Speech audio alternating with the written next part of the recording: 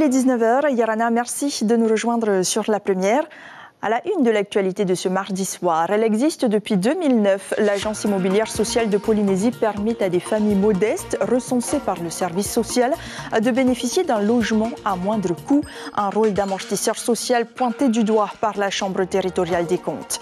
Gaston Floss peut être inéligible 5 ans de plus pour avoir fourni un faux bail. Devant le tribunal correctionnel, le président du Amwitheid a martelé qu'il était victime d'un coup d'État pour le supprimer définitivement de la vie politique. Un hôtel 5 étoiles au Tara, une promenade jusqu'à Orofara, des activités nautiques encadrées. Le Tavana de Mahina espère élargir ses compétences en matière de gestion de son littoral. Le champ des possibles est ouvert après le congrès des communes. Le RIMAP joue à la guerre dans la forêt du Belvédère à Oria. Bien loin d'être un simple exercice, cet entraînement permet avant tout de favoriser la cohésion entre ces services. Et enfin, nous vous faisons découvrir le glamping. Si vous rêvez de vacances au contact de la nature, mais souhaitez tout de même jouir d'un certain confort, ce concept est fait pour vous. C'est une première. La Chambre territoriale des comptes a épluché les subventions attribuées aux associations entre 2016 et 2021. Dans un rapport révélé par nos confrères de Tahiti Info, sur 624 associations, 10 d'entre elles se partagent 55% de l'enveloppe financière, soit plus de 3 milliards de francs pacifiques. Plus d'1,5 milliard de francs pacifiques sont accordés à une seule et unique structure, l'Agence immobilière sociale de Polynésie, Te Ora Hau. Créée il y a 14 ans, cette agence est subventionnée par le pays pour alléger les loyers des plus précaires. Natacha Silagi, Jérôme Lee. Oehere fait beaucoup de galipettes, mais avec son frère Oehau, il demande une attention constante. Leur maman doit s'occuper d'eux à plein temps, et avec l'unique salaire de son mari, il n'aurait jamais pu se loger sans l'aide de l'agence immobilière sociale. On regardait le prix aussi. Comme on dit, c'était vraiment hors prix, c'est cher, mais on a trouvé celle-là par bouche à oreille. Et puis grâce à la ISPF, quand même, on a pu bénéficier de l'aide et on vit un peu mieux financièrement quand même. Parce que 120 000... Sinon, vous n'auriez pas pu louer cette maison de toute façon? Non, à ce prix, non. Car la seule agence immobilière subventionnée par le pays a un vrai rôle d'amortisseur social. 275 logements à loyer réduit seront attribués cette année. Pour Alexia et son mari, 40 000 francs à payer au lieu de 120 000.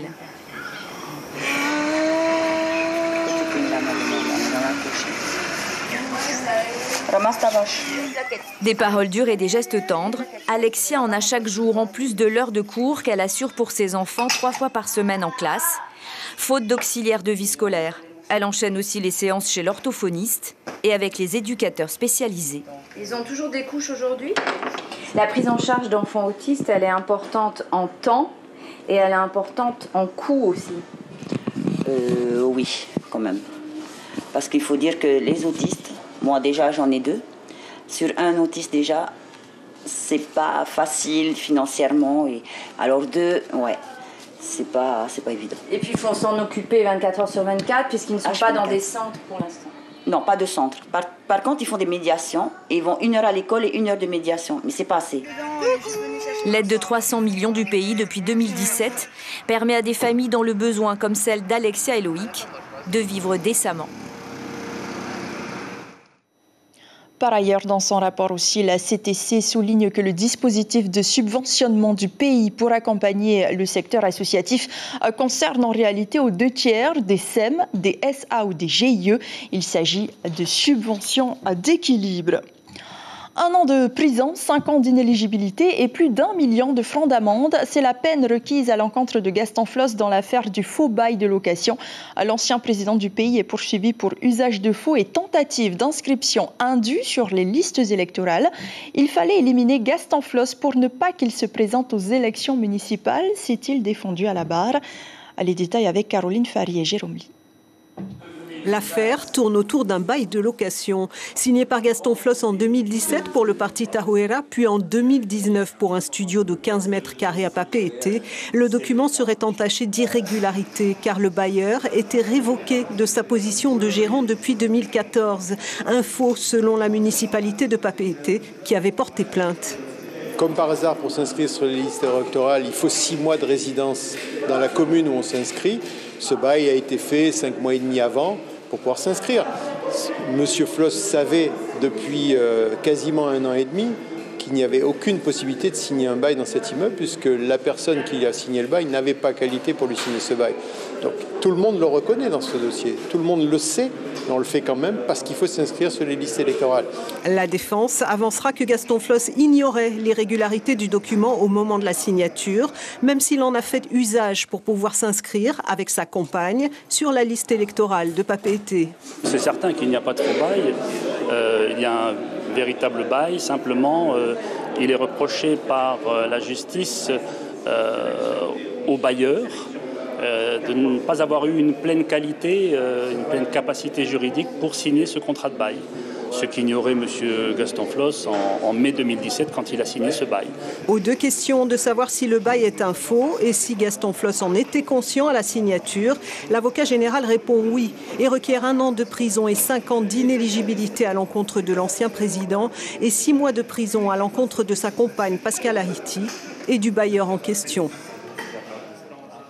Le délibéré sera rendu le 27 septembre. Le tribunal administratif, cette fois, donne raison aux associations et habitants de Moorea.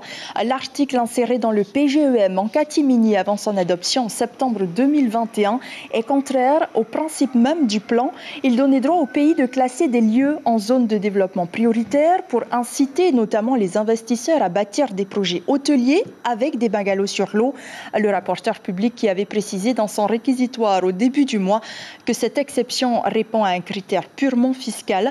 Le pays devrait également verser la somme de 150 000 francs à l'association des habitants de Tem 1 à Moorea, à l'association des voiliers en Polynésie, ainsi qu'à un particulier. Et après les annonces d'Edouard Fritsch au dernier congrès des communes, le Tavana de Mahina espère obtenir davantage de compétences en matière de gestion des espaces maritimes et du littoral. La ville abrite la Pointe Vénus et la baie de Matavai, très prisée des pêcheurs et des plaisanciers.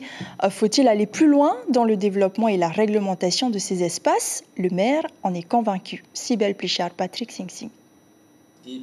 Un hôtel 5 étoiles au Tahara, rien à voir avec le groupe City. Le projet de 12 milliards comprend près de 80 suites et des villas privées côté Mahina. Le promoteur se veut discret, le maire lui est fier de dévoiler l'établissement. Dans son plan de mandature, le Tavana accorde une large place à l'un des joyaux de sa commune, son littoral. Aujourd'hui, ce que souhaite le conseil municipal, c'est de garder la main sur son littoral. Parce qu'on est une des rares communes à avoir un tout petit bout de lagon, et puis préserver un peu cet espace maritime qui est juste en face de la Pointe Vénus. Donc c'est garder la main dessus et créer des zones qu'on pourra affecter, notamment à l'activité touristique. Motivé par les annonces du président Fritsch, prêt à concéder certaines compétences au maire, le Tavana veut sécuriser le littoral jusqu'à Orofara. Les écoles devront partager l'espace, mais pour Thomas, qui enseigne le kite et la wing depuis 3 ans, l'urgence est ailleurs. Accès aux douches, accès aux toilettes pour le public, pas vraiment pour les écoles, mais plutôt pour le public, parce qu'il y a quand même pas mal de gens le week-end. Donc avoir un petit espace douche, poubelle, etc. serait bien. Après, bon, il y a l'équipe de l'école de Yannick, c'est un peu tout, qui lui en fait fait ton, etc. Il s'occupe pas mal de la zone, donc c'est très bien. Voilà, tout le monde en fait s'intéresse un petit peu à cette partie-là, quoi. Il y a la douche quand même, enfin il y a un petit jet d'eau. Voilà, mais un aménagement serait bien. Poser des corps morts pour accueillir des yachts de luxe, réglementer le mouillage des plaisanciers avec la mise en place de redevances, la commune espère bien bénéficier de nouvelles recettes. Pour Teiva, qui enseigne la voile traditionnelle, attention au trop-plein de réglementation. Du fait qu'on soit en groupe, il faut faire des demandes d'autorisation à chaque fois, que ce soit au service du tourisme, à grand projet, aux mairies. Donc c'est beaucoup de lourdeur administrative juste pour aller naviguer avec des enfants. Nous, on respecte tout ça, on fait les démarches, mais des fois, juste pour se poser sur une petite plage pendant 1 heure, c'est lourd. Donc, si on pouvait garder quand même ces plages-là accessibles, ce serait vraiment top, quoi. Il y a 27 ans, Pointe Vénus était très sauvage. Donc, on n'y avait pas de parking, on posait nos voitures et on y allait directement. C'est mieux ou moins bien qu'avant? Développer sans dénaturer, tout l'enjeu de l'aménagement d'un territoire, la promesse de bien des mers, les amoureux de Mahina sont déjà nostalgiques. Comment travailler aujourd'hui sans une bonne connexion Internet? Le gouvernement tente de ramener les exclus dans la sphère du web, la seule à permettre de communiquer à 100% avec le monde du travail, qu'on soit actif ou à la recherche d'un emploi. Des aides à la connexion Internet ou à l'inclusion digitale sont de nouveau proposées, jusqu'à 300 000 francs pour les entreprises de moins de 10 salariés et pour les associations qui existent depuis au moins 3 ans. Le point avec Natacha Silagi et Patita Savia. Que l'on soit un tout jeune chef d'entreprise ou une association de réinsertion pour handicapés, on a le droit d'être aidé pour rester connecté. Arnaud ne fait plus partie des 70% de petits entrepreneurs qui n'ont pas un bon débit pour travailler. Il déballe sa toute nouvelle imprimante, son clavier et sa souris. Le jeune géomètre, qui a troqué son statut de salarié pour celui de patron, peut désormais utiliser Internet via la fibre, et tout cela sans débourser un franc. C'est utile ce matériel pour vous? Oui, c'est un gros coup de pouce pour les entrepreneurs, pour les gens qui veulent aussi se lancer, parce qu'il n'y a pas forcément les moyens au début. Donc ça m'a permis de m'équiper un petit matériel informatique et également d'avoir une connexion Internet qui est essentielle de nos jours. Car le gouvernement a décidé de donner un coup de pouce numérique aux petites entreprises et aux associations qui participent à l'insertion de salariés en puissance. Avec plaisir. Quelques documents à fournir et le tour est joué en moins de 15 jours. Cette association a reçu des unités centrales, des écrans et des souris, du matériel précieux pour les 400 travailleurs handicapés qui ont besoin d'apprendre à rédiger un CV pour trouver un emploi. Là, on t'accompagne pour ton CV. Oui. Oui. C'est important pour nous de l'accompagner parce que souvent, ils font face quand même à des difficultés. Donc, on est là en fait pour le soutenir dans l'accompagnement justement de la recherche d'emploi. Ça prend en fait pour bien rédiger en français et l'orthographe en fait, et pour la grammaire aussi. Seul bémol au dispositif, peu de demandes à ce jour. Du coup, les associations s'informent entre elles. Il y a 2 associations seulement qui pour le moment ont bénéficié d'une subvention de l'aide à l'inclusion digitale sur le territoire. Effectivement, la seule condition, c'est que l'association ait 3 ans d'existence. Donc finalement, je pense qu'il y a beaucoup d'associations qui peuvent bénéficier de ce dispositif. Être mieux connecté pour être plus performant ou réussir à s'insérer, une chance de plus à saisir. Pour cela, il suffit de vous connecter sur mesdemarches.gov.pf. La Navy se montre dans le Pacifique Sud. Le USS Jackson, le trimaran qui a franchi la passe ce matin, est à Tahiti pour 5 jours. Ce bateau haute technologie opère dans la région pour faire appliquer les lois sur la pêche des nations insulaires du Pacifique par le biais d'opérations de droit maritime avec l'application tactique de la loi des gardes-côtes américains. Cette escale permet aussi aux marins de découvrir notre île. L'agence consulaire propose d'ailleurs d'adopter un marin. N'y voyez pas là une proposition indécente puisqu'il s'agit d'inviter les matelots à visiter l'île et leur faire découvrir la culture polynésienne. À Moorea, vous les avez peut-être aperçus, les militaires du RIMAP ont pris l'île d'assaut pour leur exercice baptisé Sauvage 2022, un entraînement annuel qui permet aux troupes de se retrouver et aux dirigeants de favoriser l'esprit d'équipe. David Chang, Sandroli était sur place. C'est un exercice grandeur nature. Imaginez le scénario catastrophe. Une milice prend le contrôle d'une zone à Moorea pour en extorquer les richesses. L'objectif du RIMAP est de reprendre la main sur cet endroit stratégique pour les ennemis et tous les ordres sortent de cette unité. Pour nous, c'est vraiment le point clé du terrain pour pouvoir, dans les jours à venir, contrôler l'ensemble de l'île de Moorea. On y est presque? On y est presque, c'est pas fini. Parce que l'ennemi peut encore nous surprendre, mais déjà le gros de l'ennemi a été détruit. Pour remplir la mission, tous les moyens du RIMAP sont utilisés. Une trentaine de soldats par section et parmi elles, des soldats de 2 groupes mobiles venant de Vars en métropole. Ils sont là pour expérimenter les conditions d'opération en milieu tropical. Cela implique notamment de transporter plus d'eau sur soi. Sur l'humidité et la température, donc ce matin nous sommes levés vers 4h30 pour débuter notre progression avec à peu près entre 300 et 400 mètres de dénivelé. Et très vite à 6h du matin, on a déjà consommé 3-4 litres d'eau, donc ce qui va beaucoup changer par rapport à la métropole, qui est un climat plus sec, c'est sûr. Autre groupe, celui des réservistes. Certains se chargent de commander les groupes ennemis. Pour les plus confirmés, c'est comme répéter une leçon qu'ils connaissent déjà par cœur. Je viens de quitter récemment l'armée, donc en fait c'est un petit peu encore dans mes automatismes en fait de venir soutenir et puis d'apporter un petit peu ma participation. C'est le premier exercice pour Hitir Ey, un rêve devenu réalité. Dans la vie de tous les jours, les militaires font des exercices et tout. Les voir passer aussi devant la maison, en uniforme, tout ça, avec les FAMAS.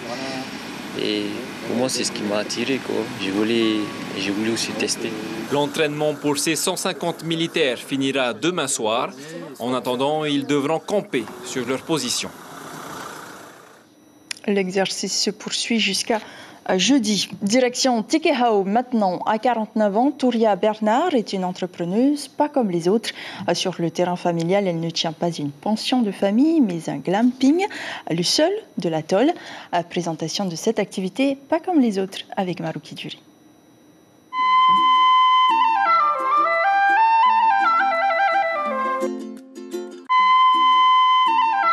C'est le premier, tu vas voir la vue sur le cocotier.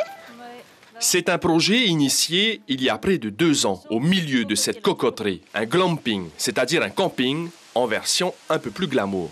C'est là où tu vas rester pendant 2 semaines, je crois que tu es là 2 semaines. Oui, c'est ça, 2 semaines. Donc ça devient ton univers, tu fais ce que tu veux. Ok. Tu auras souvent peut-être le Manchita qui viendra te dire coucou le matin.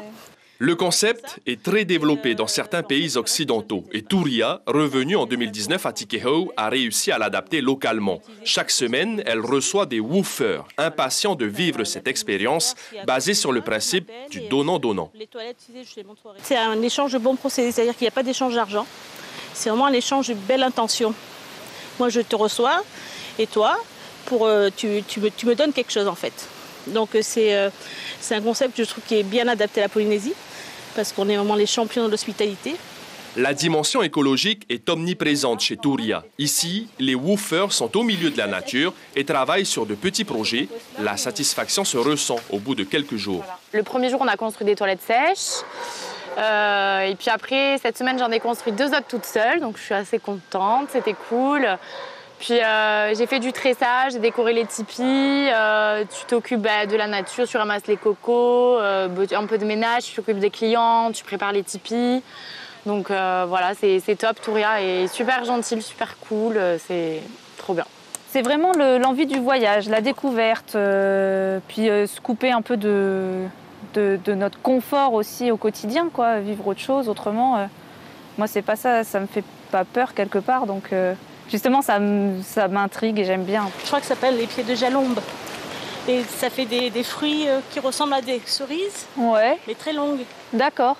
Derrière la cocoterie, le prolongement de ce petit coin de paradis. Les féaux ont été nettoyés et laissent désormais apparaître un potentiel de campement supplémentaire. Les futurs visiteurs risquent d'apprécier. Une énergie positive en ressort. C'est indéniable. On a nettoyé au niveau du pistachier et ces pierres se sont révélées. Et je trouve ça tellement beau que j'ai commencé à reculer encore la zone de nettoyage jusqu'à ce qu'on arrive au bout justement de ces féaux. Et c'est tellement magnifique. Florine, 78 ans, maman de Touria, est forcément admirative. Le terrain familial n'a jamais été autant valorisé.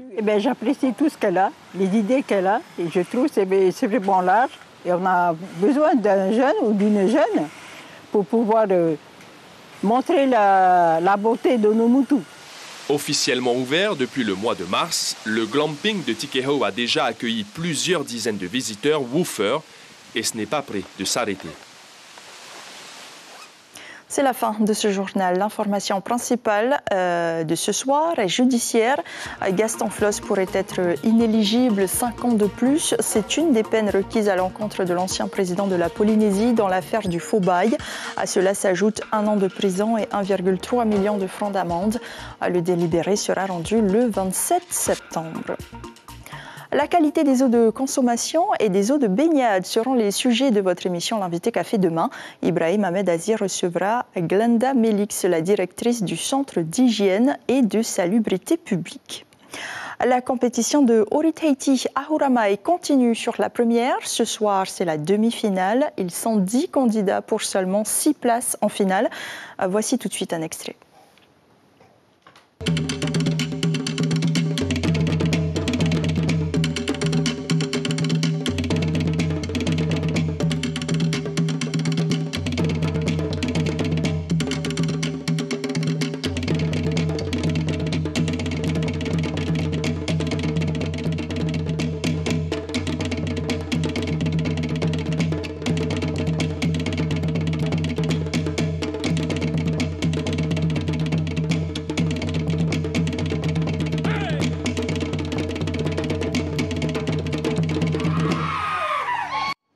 Et après cela, les Miss d'Outre-mer vous embarquent pour une aventure inédite aux quatre coins des territoires ultramarins dans le magazine Les Miss n'ont peur de rien. À la une de votre quotidien, demain, Tahiti Info titre sur cet exercice du RIMAP RAID sur Oorea. Merci de nous avoir suivis. Très belle nuit et à demain.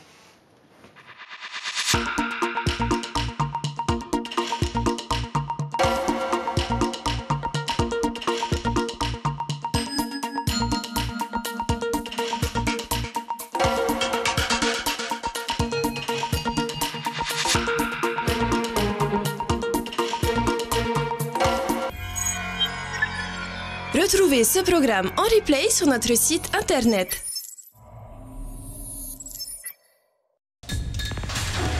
L'information en continu sur Polynésie la première, internet et réseaux sociaux.